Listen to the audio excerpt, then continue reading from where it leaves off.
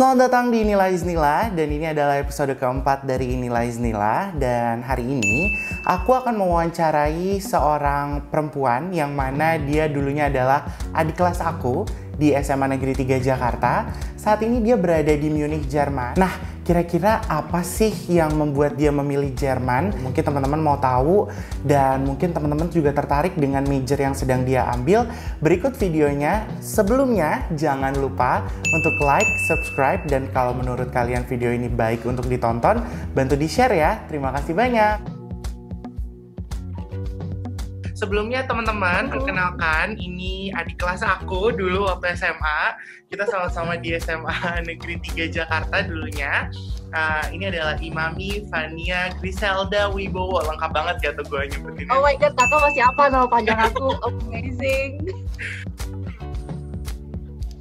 S1 aku tuh PR. Terus sekarang S2 aku ini aku ngambil nama jurusannya Entrepreneurship and Digital Transformation gitu. Mungkin banyak orang yang nggak tahu tentang apa sih digital transformation gitu. Sebenarnya digital transformation ini mereka tuh sangat open dengan semua major gitu, dan kita diperkenalkan dengan bagaimana dunia ini bertransformasi ke arah era digital.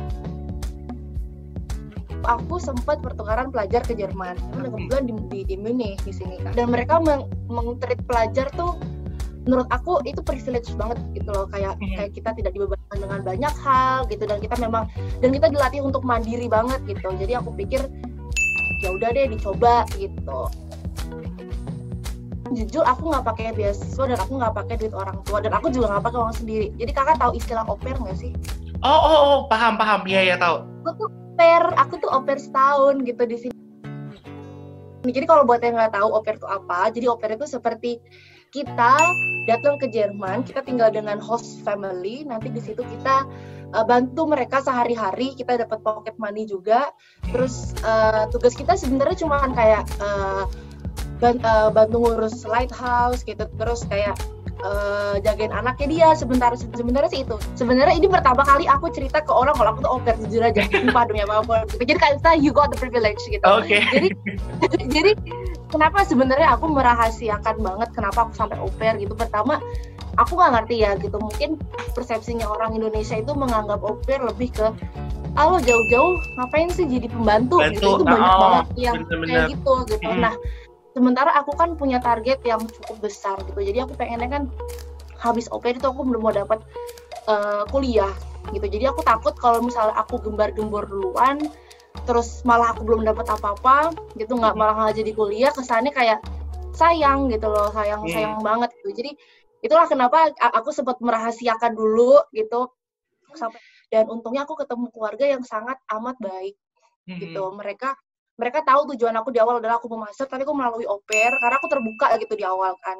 Mereka menjadi jaminan lah gitu. Mereka sama aku datang ke imigrasi, mereka menjamin aku. Jadi aku itu dapat keluarga cepet banget karena aku aku agak put extra effort sih gitu di profil aku kasihin video yang aku ngomong kayak gitu. Jadi total timeline-nya itu adalah pertama cari keluarga, terus itu sekitar 2 minggu dapet, habis itu persiapan les bahasa, karena kan mereka tetap butuh A1 kan, A1 Jerman itu, dan kan di SMA 3 kita udah belajar bahasa Jerman kakak, jadi kayak bisa lah gue cinta aja, belajar dikit-dikit aja gitu. Terus alhamdulillah buat aku nggak butuh waktu lama, jadinya untuk persiapan ini cuma 3 minggu belajar, habis itu langsung tes, udah dapet A1, terus nanti mereka ngirimin kita kontrak, nanti dari situ baru kita apply visa. Gini, jadi rasanya gimana? Itu pasti rasanya bener-bener seneng banget, kayak karena kan aku ibaratnya aku tuh jadi au pair itu selama hampir satu tahun setengah lah gitu kan. Terus dapat kerjaan yang alhamdulillah langsung kayak gini, itu rasanya kayak ini mimpi banget, gak mungkin gitu. Posisi aku sekarang itu sebenarnya lebih ke global advantage marketing. Itu kayak kita fokusnya di international business gitu. Aku lebih fokusnya ke social media sebenarnya. Jadi mereka punya publikasi yang baru-baru yang relevan banget tentang COVID, tentang apa gitu. Nah, aku membantu supervisor aku untuk publish ini ke sosial media untuk bikin ini visible ke kalangan orang-orang gitu. Jadinya tahu info duluan ketimbang orang-orang gitu lah. Jadi menurut aku itu serunya sih di situ. Kalau aku sih sebenarnya privilege-nya ada di sini tuh banyak banget, terutama kesehatan ya. Karena Jerman kan terkenal banget dengan health system yang mereka tuh yang udah paling pro lah gitu. Jadi dari awal COVID ada gitu, menurut aku pemerintah Jerman itu mereka super duper fast respon banget. Angela Merkel juga dia langsung udah tutup semua, nggak boleh ada yang ngapa-ngapain gitu. Terus di sisi lain, kalau sebagai student apalagi di masa COVID ini, itu pemerintahnya itu benar-benar ngebantu banget Kak. Kayak mereka tuh ngasih uang ke pelajar apapun backgroundnya, dari manapun dia berasal selama dia ada di Jerman, gitu dikasih 500 euro per orang, itu sekitar 8 jutaan gitu untuk dia survive gitu. Terus apa ya, sebenarnya lebih ke mungkin kalau untuk saat ini kesehatan sih yang tadi aku bilang, sama itu bantuan pemerintah apalagi untuk pelajar kayak kita, karena kan kita harus bayar rumah, kita harus bayar asuransi, tapi kalau kita nggak punya kerjaan dan kita nggak bisa minta sama orang tua misalnya gitu, mereka ngebantu gitu, bener-bener ngebantu banget. Dan ada beberapa teman aku yang bener-bener udah apply terus langsung dikasih gitu, langsung besoknya ditransfer gitu, dan nggak harus nunggu lama, nggak harus nunggu berbulan-bulan dapetin bantuan itu sih. Kalau dari aku sih sebenarnya satu hal yang selalu aku pegang teguh gitu, apapun yang menjadi mimpi kamu itu chance-nya untuk menjadi nyata tuh masih sangat besar. Itu akan menjadi sangat kecil ketika kamu berhenti mencoba. Jadi kamu harus terus cari jalannya. Selama jalannya itu masih halal atau masih dalam on the good track gitulah ibaratnya gitu. Terus go for it aja gitu menurut aku.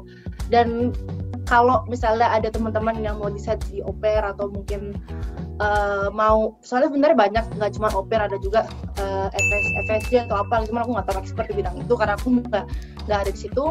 Aku lebih kasih pesannya, mungkin kamu ngira kayak au pair ini adalah satu pekerjaan yang aku cuman kayak gini doang, cuman ngebantuin rumah tangga orang, jagain anak orang.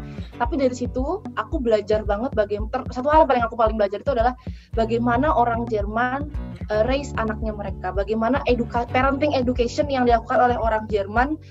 Dan at the end of the day itu akan menjadi satu comparison yang bagus untuk kita sendiri, karena kan kita nanti akan punya keluarga kan gitu. Jadi akan ada buat compare, orang tua gue raise gue seperti ini, sementara di Jerman misalnya mereka raise seperti ini. Jadi mana nih yang menurut gue bagus, itu akan gue lakuin untuk nanti anak gue gitu. Jadi intinya buat teman-teman juga nih, jangan lupa kalau misalnya kita nggak bisa membandingkan, kalau ada istilah apa tuh kayak speed dan time ya, kayak speednya orang-orang tuh beda-beda. Jadi kalau misalnya speednya Imami tuh adanya di sini, speednya Iftah tuh adanya di sini gitu kan. Jadi semua orang punya battle-nya masing-masing, karena kita juga ngerasa, kadang aku juga di sini ngerasa kayak, ih kok karir gue segini-gini aja ya, teman-teman gue banget, kok sumpah. Ya kan, paham banget kan.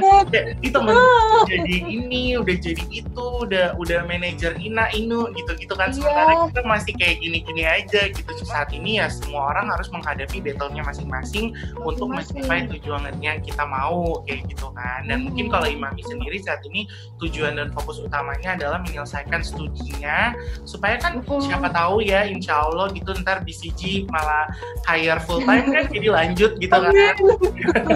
Jadi teman-teman tadi udah lihat kan video interview aku dengan Imami. Nah, kalau menurut kalian gimana? Apa kalian mau coba untuk ikut au pair juga nih? Sekali lagi terima kasih telah menonton Inilah Iznillah. Jangan lupa untuk bantu like, subscribe, dan juga kalau kalian mau komen silahkan komen di bawah. Dan yang paling penting jangan lupa untuk di-share ya. Dan Inilah Iznillah, sampai bertemu minggu depan. Dadah!